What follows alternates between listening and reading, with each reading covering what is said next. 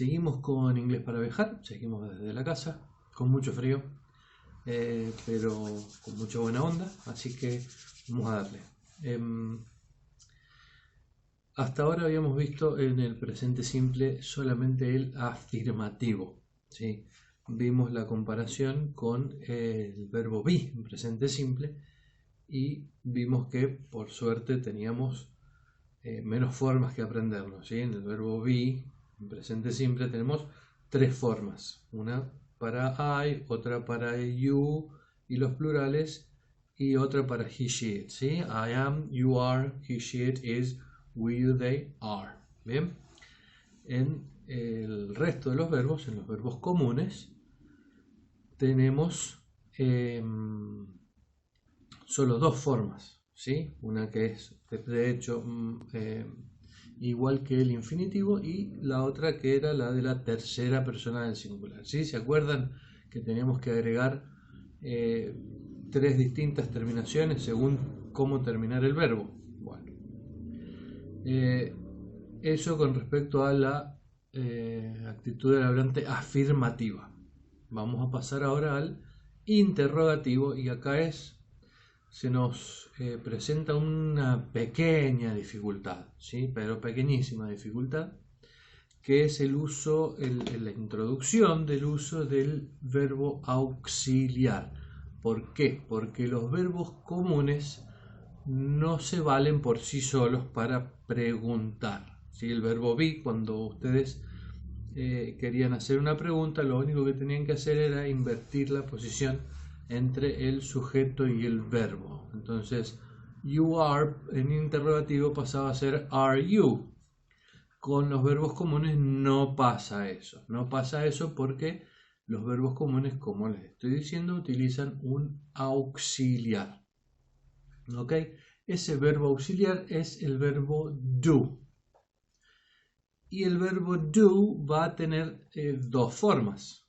Una para la primera y segunda persona del singular y las plurales, y otra para la tercera persona del singular. Bien, o sea que do va a ser do o does.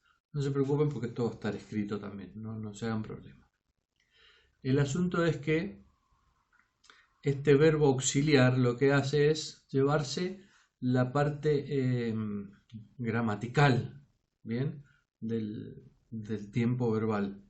Es decir, que nos va a indicar que está en presente simple y que corresponde a una tercera persona del singular o a otra persona. Bien, la parte de significado se va a quedar con el verbo principal, el main verb, como lo habíamos visto presentado. El tema es que como el auxiliar se lleva a esta parte gramatical, el verbo principal va a quedar en infinitivo. Es decir que si, por ejemplo, yo quiero pasar la oración you work every day en afirmativo al interrogativo, lo que tenemos que hacer es ubicar este verbo auxiliar al principio de la pregunta, ¿sí?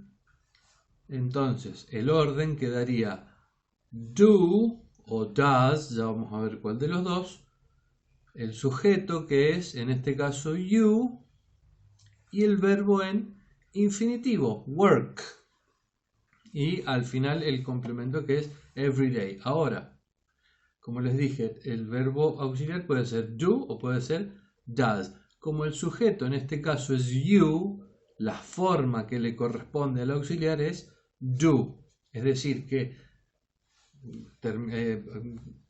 englobando esto que estamos viendo ahora, sí, resumiendo, la oración interrogativa quedaría do you work every day.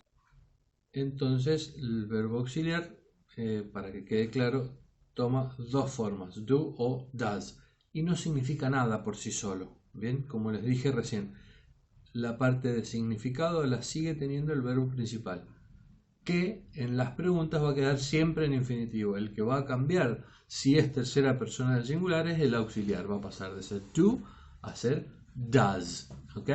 Eso quiere decir que el verbo auxiliar do, cuando está usado como auxiliar, no significa nada, ¿ok? Lo que sigue teniendo significado es el verbo principal. Entonces, vamos a repasar la estructura de las interrogativas con los verbos comunes. Lo primero que aparece es el auxiliar, y el auxiliar puede ser do o does. Inmediatamente después aparece el sujeto, ¿sí? Subject. Luego viene el verbo principal en infinitivo, ¿ok? Main verb in the infinitive.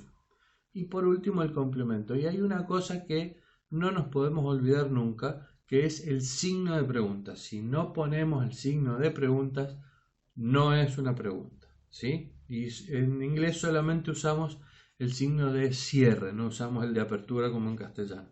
Creo que hoy en día con este tema de los mensajes por redes sociales es como que se está dejando un poco de lado ese detalle, ¿no? El de poner el signo de apertura en las preguntas en castellano, ¿ok? A nosotros nos sirve porque en inglés es así, ¿ok? Solamente se coloca el signo de preguntas al final, para cerrar la pregunta.